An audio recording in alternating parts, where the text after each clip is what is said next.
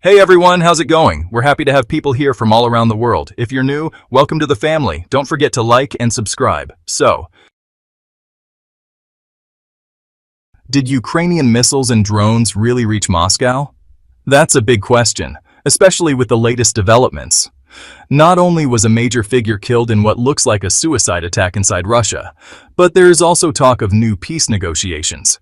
Russia is apparently inviting Ukraine to direct talks again. These are some of the things we're going to cover today. I'm your brother, Mohammed Assam. Welcome to the channel. Peace be upon you. Hope you're doing well.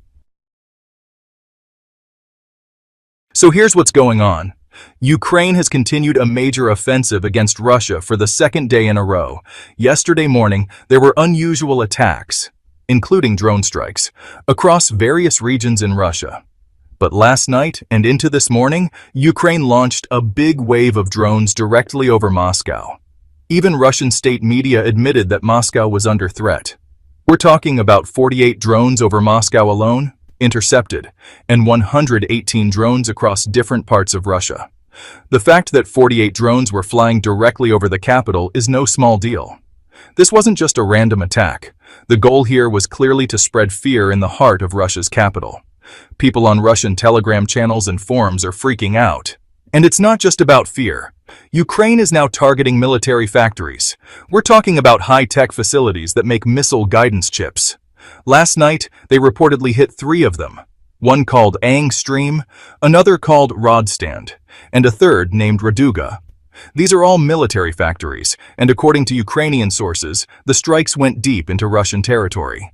That's a serious escalation, and of course, Russia will likely respond.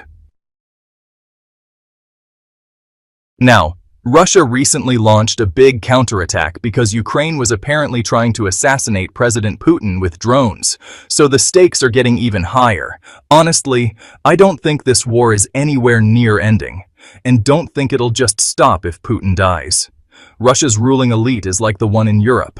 If someone dies, another takes their place, and the system keeps running. Same thing in Russia.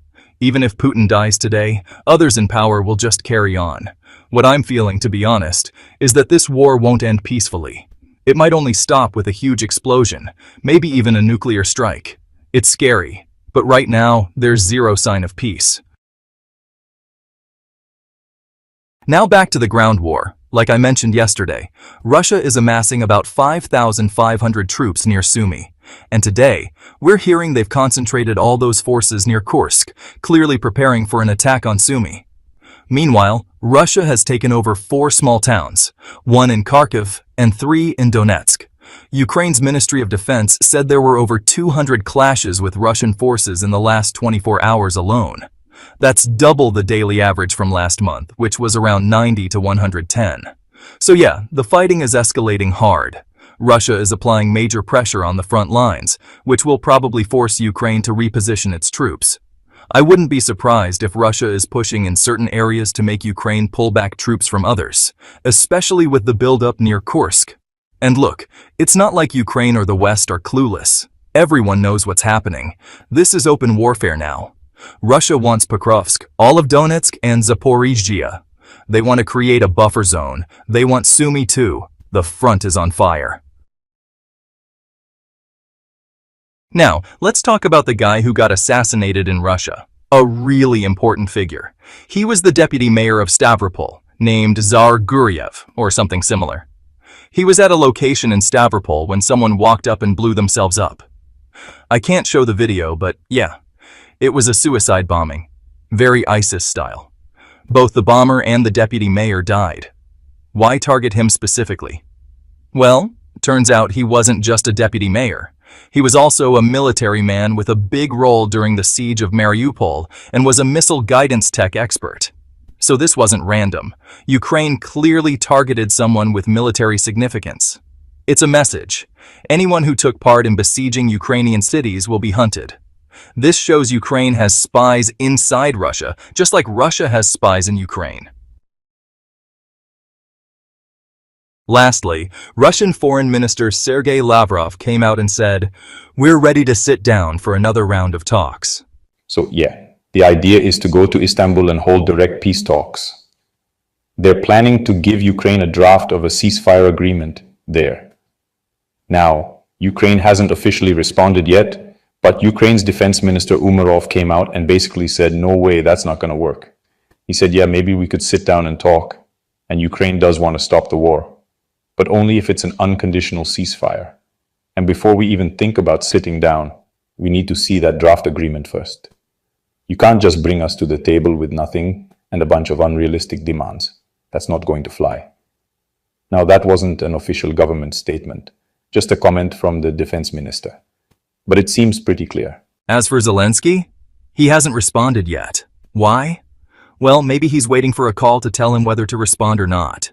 Meanwhile, over in Germany, Friedrich Merz, the German chancellor, had some really fiery comments today. And this guy, trust me, is even more anti-Russia than the previous one. You don't even know how much he hates Russia. Anyway, Merz said two big things today. Germany is going to send Ukraine $5 billion worth of weapons in the coming period.